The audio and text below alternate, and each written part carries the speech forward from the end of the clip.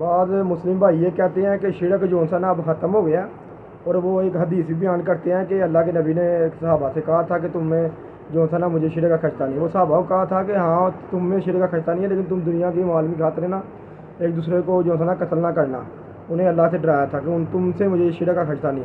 वो सहाबा से कहा था, हमसे नहीं था कहा, क्योंकि सुन्नत अबू दाऊद की किताब में अल्लाह के नबी ने जो बंदा गले में तवीज़ लटकाता है उसको भी शिरक कहा है। और आज देख लें अक्सरियत लोग जो गले में तवीज़ पहनते हैं, ये अल्लाह के नबी ने शिरक कहा है इसको।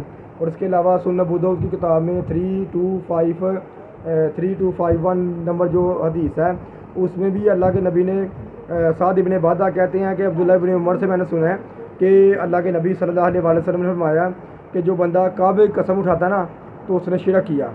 कि अल्लाह के नबी ने फरमाया जब भी कसम उठानी है तो अल्लाह की कसम उठानी है, अगर इसके अलावा अगर कोई बंदा कसम उठाता है ना उसने शिरक किया। और सुन्नत अबू दाऊद और सही मुस्लिम में भी जो है ना हज़रत उमर को भी अल्लाह के नबी ने यही कहा था, उसके बेहतर है कि अगर आप कसम उठाएं तो अल्लाह की उठाएं, अगर उसके अलावा अगर आप किसी और की कसम उठाते हैं ना उससे बेहतर है कि आप चुप रहें। और उसको अल्लाह के नबी ने शिरक कहा हुआ है, ये बुखारी मुस्लिम में मिलती है हदीस है।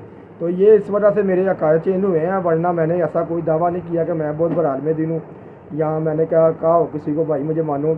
दीन सीखना चाहिए, अपनी कब्र व आखिरत की तैयारी करनी चाहिए, सब ने एक दिन मर जाना है। मैं फ़िरका वारिद की लानत की वजह से पिछले कई सालों से जुल्म सह रहा हूँ, और 2-3-4 साल हुए हैं जब का मेरा अकायद चेंज हुए हैं। मुझे घर में से भी खाना बड़े ध्यान से खाना पड़ता है, धोखे से मेरे साथ जुल्म करना शुरू कर दिया है। ना मैंने कोई दावा किया है कि मैं आलिम दीन हूँ, ना मेरी औकात है, मैं सिर्फ इंसाफ मांग रहा हूँ। अगर नहीं मिलेगा तो मैं अल्लाह से मांगूंगा।